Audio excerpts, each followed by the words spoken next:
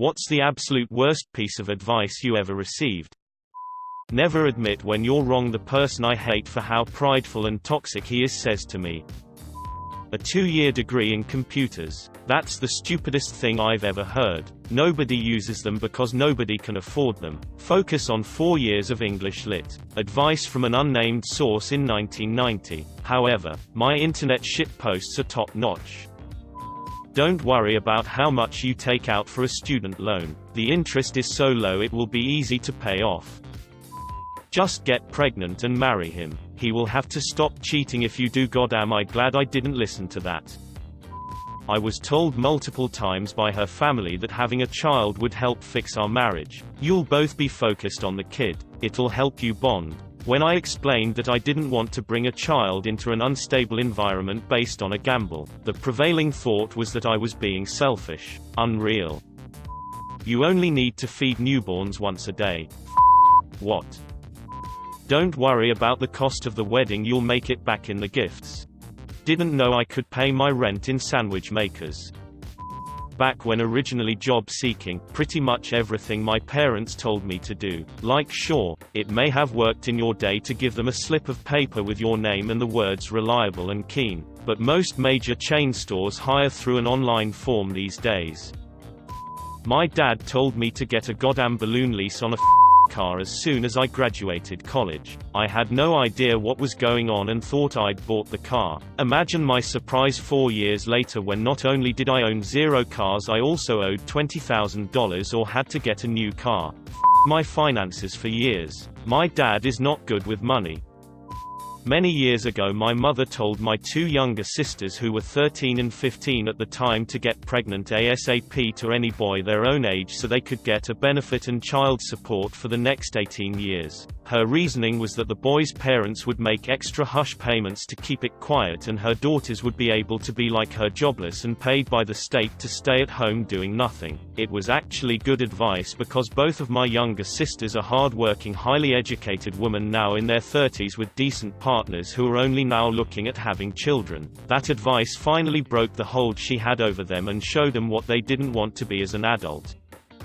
My mother's best friend was told a bad father is better than no father by her therapist when she was getting a divorce with a child. He ended up beating the ever-living shit out of his daughter her entire childhood and causing her to put herself in extremely dangerous situations that eventually led to her being trafficked. Some people you should just cut off no matter how they're related to you. He's actually in jail for murder now, and this isn't even the first one. Taking Zoloft will help your disgusting porn addiction. I'll just tell your mom you're depressed and prescribe it to you. My first therapist I had when I was 13 to 14 years old and hypersexual from childhood sexual abuse. Friend told me to pull out student loans to buy cryptocurrency. I didn't listen, of course. He did it himself though and got burned on epic proportions. On the flip side, a friend put down his 50 grand house deposit on some crypto. 3 months later cashed out and bought his house cash. I feel like when we talk about that friend who went balls deep in crypto, it's either that they got burned really bad or they got very rich very quick. Both stories are equally entertaining. Tell our. You don't have to pay medical bills. Just tell them you can't pay them and ignore their calls. My mom told me this before I knew what credit was. Now I can't rent an apartment or get a decent loan for a car, thanks mom. If you have a bicycle, saw it in half and get 2 unicycles. Advice from an honest hobo in San Francisco holding a sign that said $1 for bad advice. Break up with her, she's not worth it, nobody has the right to treat you that way. ... Because my wife and I disagreed over who should do the laundry. Thanks, Reddit.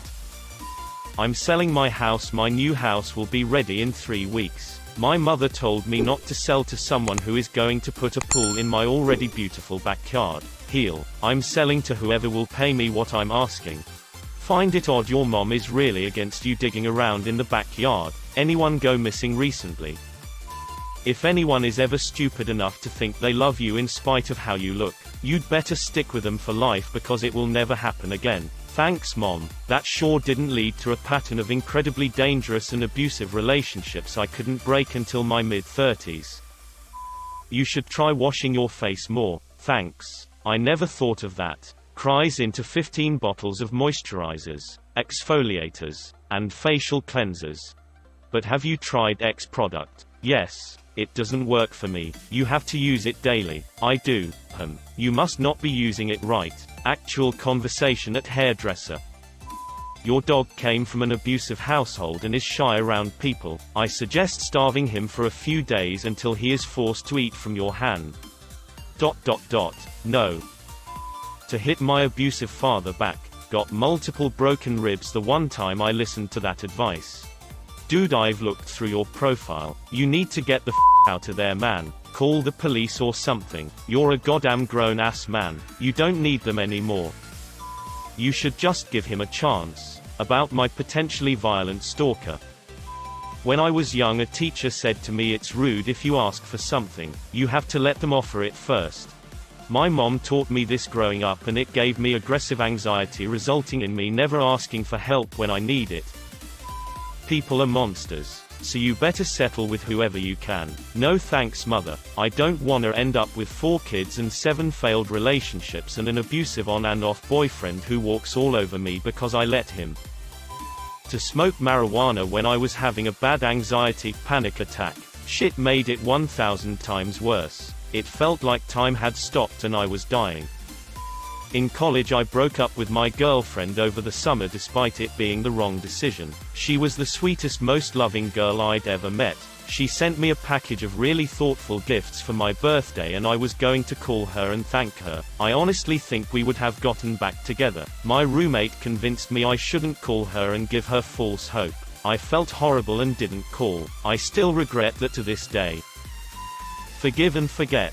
My family has always said this, and it only kept abusive people in my life. They were never held accountable for their actions, and I was supposed to forgive them and never bring it up again because they're family. Cutting out toxic family members and remembering why I did it was the best thing I've ever done for myself. I feel like forgive and forget should mean forgive them, then forget they exist. I had never had a boyfriend before, and my friend told me it's because I'm too intimidating and I should dumb it down when talking to men to make them like me more. I'm really glad that you know this is bad advice. Like, seriously. Take acid if you're cramming for a test beforehand since it helps with studying. Yeah, I just love losing my mind when I look down at equations and they're suddenly moving hieroglyphics. Don't fight back. They'll eventually stop. I was told to stop being so sensitive after pouring my heart out to my best friend about something she was doing that was hurting me. I ended that friendship on good terms a few months later. By the way, I agree that in certain cases you gotta be insensitive to protect yourself. But in that given situation, she was basically telling me to not be myself and share my true feelings with her because my paragraphs were annoying. You only need C's to graduate. Community college will take you. Thanks, Mom. To stay with an abuser because it was a sin to leave.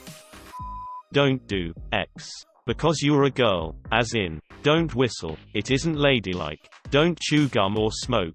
Both are unbecoming for a girl. Don't talk on dates. Listen, that is what boys find attractive. Didn't say. Don't join the army. I retired as a lieutenant colonel.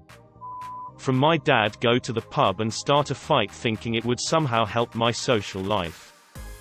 Better hurry up and get married. You'll be 30 soon and then men won't care about you anymore. Joke's on you, idiot, men already don't care about me. I have a great one. In high school I joined the football team my freshman year. There was a giant senior who played fullback and was one of the physical strongest players we had. Dude was jacked.